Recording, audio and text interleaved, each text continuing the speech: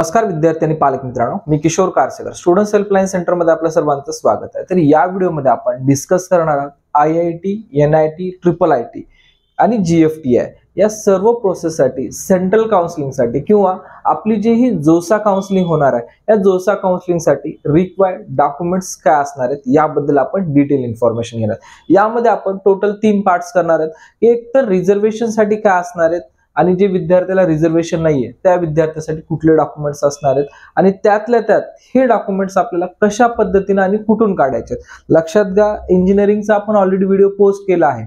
State गव्हर्नमेंटचे documents हा वेगळा पार्ट असतो आणि सेंट्रल गव्हर्नमेंटचे डॉक्युमेंट्स हा वेगळा पार्ट असतो। त्यामुळे काळजीपूर्वक आपला तोच डॉक्युमेंट्स आहे का हे पाहणं गरजेचं आहे। तर बऱ्याच वेळेस जोसा काउन्सिलिंग मध्ये ज्यावेळेस विद्यार्थ्याची अलॉटमेंट होती, अलॉटमेंट झाल्यानंतर ज्यावेळेस डॉक्युमेंट व्हेरिफिकेशनची वेळ येते ते ऑनलाईन माध्यमातून असू द्या किंवा ऑफलाईन माध्यमातून असू द्या, तर ज्यावेळेस आपली डॉक्युमेंट व्हेरिफिकेशनची वेळ येते त्यावेळेस विद्यार्थ्याच्या लक्षात येते की आपले जे डॉक्युमेंट्स आहेत ते इनकम्प्लीट आहेत किंवा ह्याच्यामध्ये काहीतरी आपल्या चुका झालेल्या आहेत। तर अशा आपल्या कुठल्या चुका होऊ नये या अनुषंगाने तुम्हाला मी पूर्ण डॉक्युमेंटची लिस्ट तुम्हाला स्क्रीनवरती बोर्डवरती समजावून सांगेल, ऍज वेल एज तुमची जी काही डिस्क्रिप्शन बॉक्स आहे या डिस्क्रिप्शन बॉक्स मध्ये टेलिग्रामची एक लिंक देईल, त्या लिंक मध्ये तुम्हाला या पूर्ण डॉक्युमेंटची इन डिटेल लिस्ट या ठिकाणी मिळणारच आहे।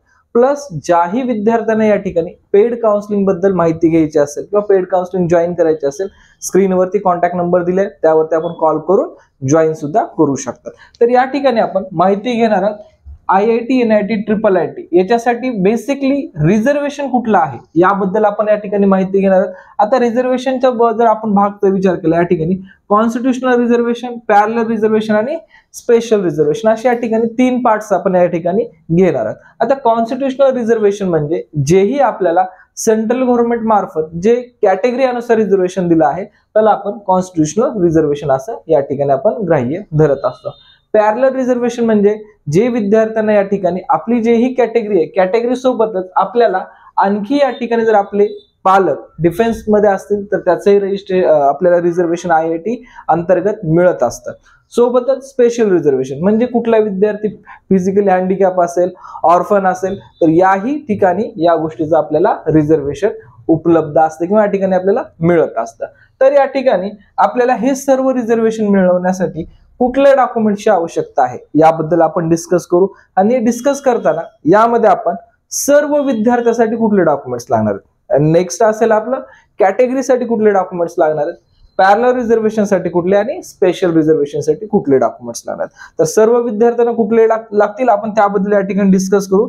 तर या ठिकाणी सर्व विद्यार्थ्यांमध्ये 10चा मार्कशीट लागेल। लक्षात घ्या, 10च्या मार्कशीट वरती जे विद्यार्थी CBSE बोर्डचे आहेत अशा विद्यार्थ्यांना या ठिकाणी त्यांचा फक्त 10चा मार्कशीट लागणार आहे। पण जे विद्यार्थी स्टेट बोर्ड ऑफ महाराष्ट्राचे आहेत अशा विद्यार्थ्यांना 10चा मार्कशीट प्लस 10ची सनद हे दोन्ही डॉक्युमेंट्स या ठिकाणी लागणार आहेत। त्यानंतर 12चा मार्कशीट, नंतर तुम्हाला 12ची TC म्हणा किंवा 12चं लिव्हिंग सर्टिफिकेट आपल्याला लागणार आहे।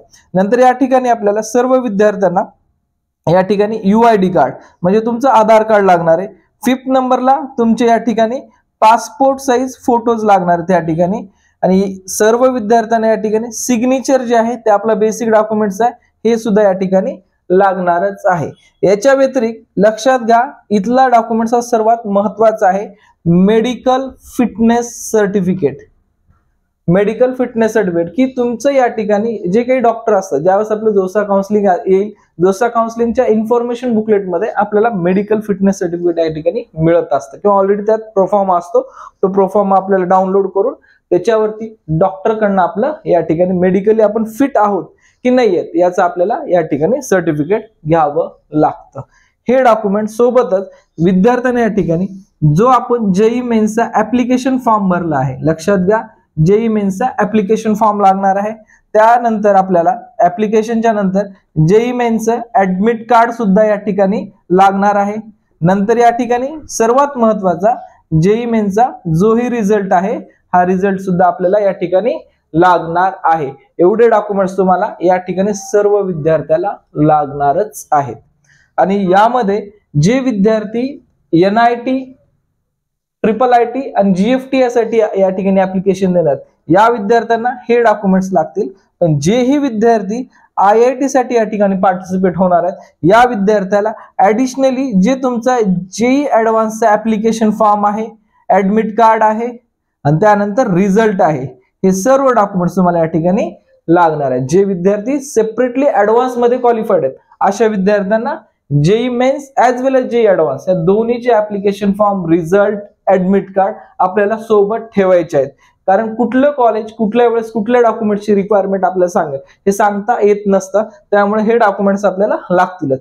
जे विद्यार्थी IIT NIT त्या विद्यार्थ्यांना हेच लागतं डॉक्युमेंट्स. पण बऱ्याच वेळेस असं होतं की ज्यावेळेस राऊंड प्रोसेस चालू होती, फर्स्ट काही विद्यार्थ्यांचा first round, second round NIT मध्ये नंबर असतो आणि नंतर काही राऊंड नंतर किंवा शेवटच्या राऊंड पर्यंत विद्यार्थी IIT मध्ये स्विच होतात.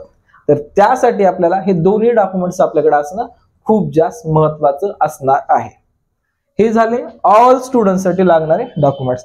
यानंतर आपल्या सेंट्रल काउन्सिलिंगचा जर विचार केला, आपल्याला जे रिझर्वेशन असणार आहे, SC कॅटेगरीचं रिझर्वेशन उपलब्ध आहे, STचं उपलब्ध आहे आणि ह्या जे सर्व कॅटेगरीज आहेत या सर्व कॅटेगरीचं रिझर्वेशन आपल्याला कन्सिडर होणार आहे OBC मध्ये, फक्त आणि फक्त OBC मध्ये.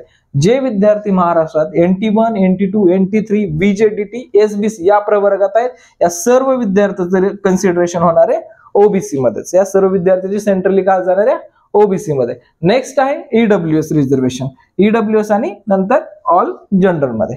अशा पद्धतीने आपलं या ठिकाणी कॅटेगरी डिवायडेशन आणि रिझर्वेशन केलंय. मग जे विद्यार्थी SC ST प्रवर्गात नाहीत अशा विद्यार्थ्याला या ठिकाणी आपण ॲरो करून इथं आपल्याला कास्ट सर्टिफिकेट आणि कास्ट व्हॅलिडिटी सर्टिफिकेट हे दोन गोष्टी आपल्याला लागणार आहेत. कास्ट सर्टिफिकेट आणि कास्ट व्हॅलिडिटी सर्टिफिकेट ह्या SC आणि ST विद्यार्थ्याला लागतील. आणि जे विद्यार्थी OBC प्रवर्गात येतात अशा विद्यार्थ्यांना caste certificate, caste validity certificate, त्यानंतर विद्यार्थ्यांना जसं आपलं नॉन क्रिमिनल महाराष्ट्रात असतं तर त्याच ठिकाणी आपल्याला OBC NCL हे सर्टिफिकेट सुद्धा आपल्याला या ठिकाणी लागत असतं. आणि दुसरी गोष्ट एक महत्वाची आहे, बऱ्याच वेळेस विद्यार्थी असं वाचताना किंवा बऱ्याच वेळेस असं माहिती घेतात की जर आपण सेंट्रल काउन्सिलिंगला जात असतो, खास करून हा प्रॉब्लेम येतो ST कॅटेगरीतल्या विद्यार्थ्यांना की महाराष्ट्रात बऱ्याच विद्यार्थ्याकडे STचं कास्ट व्हॅलिडिटी सर्टिफिकेट उपलब्ध नाहीये. तर अशा वेळेस विद्यार्थी सेंट्रल काउन्सिलिंग मध्ये कास्ट व्हॅलिडिटी लागत नाही असं ऐकलेलं असतं किंवा असं कुठून तरी या ठिकाणी चुकीची माहिती मिळवलेली असते. पण लक्षात घ्या, जेही विद्यार्थी महाराष्ट्रातून जातात अशा सर्व विद्यार्थ्याकडे caste certificate as well as caste validity लागतीच. सेम ॲज OBC मध्ये सुद्धा तुम्हाला caste certificate, caste validity certificate as well as OBC NCL certificate सुद्धा लागतच असतं. आणि या व्यतिरिक्त आपल्याला इथं इन्कम सर्टिफिकेट सुद्धा लागणार आहे. एवढे डॉक्युमेंट्स आपल्याला कॅटेगरी प्रवर्गातून दाखल करत असू तर या ठिकाणी लागेल. EWS साठी आपण जर फॉर्म भरत असेल तर EWS चा सेंट्रल फॉर्मॅट मधला अनेक जर आपल्याला या ठिकाणी भरायचा आहे. बरेच विद्यार्थी स्टेट फॉर्मॅट आणि सेंट्रल फॉर्मॅट मध्ये कन्फ्युजन होतात, तर मी सेपरेटली लिंक मध्ये देईल तुम्हाला की सेंट्रलचा कुठला फॉर्मॅट मध्ये आपल्याला EWS सर्टिफिकेट हवाय याच्यासाठी तुम्ही ते पाहू शकतात. EWS सेपरेट आपल्याला EWS जे सेंट्रल सर्टिफिकेट किंवा अनेक जर जरी या ठिकाणी ग्राह्य धरला तरी चालेल. तर या प्रकारे आपल्याला सर्टिफिकेट काढावं लागणार आहे. याच्या व्यतिरिक्त जे डिफेन्सचं रिझर्वेशन घेणार आहेत किंवा जे स्पेशल रिझर्वेशन घेणार आहेत अशा विद्यार्थ्यांना जे प्रोफॉर्म आहेत ते प्रोफॉर्म मी तुम्हाला टोटली लिंक मध्ये देईन किंवा टेलिग्राम चॅनलवरती देईल, त्या ठिकाणी आपण पाहू शकता. इन डिटेल इन्फॉर्मेशन तुम्हाला त्या लिस्ट मध्ये उपलब्ध असेलच. ठीक आहे. तर या व्यतिरिक्त विद्यार्थ्यांना जर कुठल्या प्रोसेस किंवा कुठल्या ची जर आवश्यकता असेल गायडन्सची तर आपण कमेंट्स मध्ये विचारू शकता, त्या अकॉर्डिंग मी तुम्हाला इन्फॉर्मेशन देईन. यासोबत अजून एक महत्वाची गोष्ट आहे, जेव्हा आपली अलॉटमेंट होईल, अलॉटमेंट झाल्यानंतर आपल्याला कन्फर्मेशन पेज म्हणजे जे तुमची अलॉटमेंटचे कन्फर्मेशन पेज आहे, confirmation page as well age payment receipt ह्या दोन्ही गोष्टी सुद्धा आपल्याला या ठिकाणी लागणार आहेत. पण हे कधीच आहे आफ्टर अलॉटमेंट, त्याच्यावर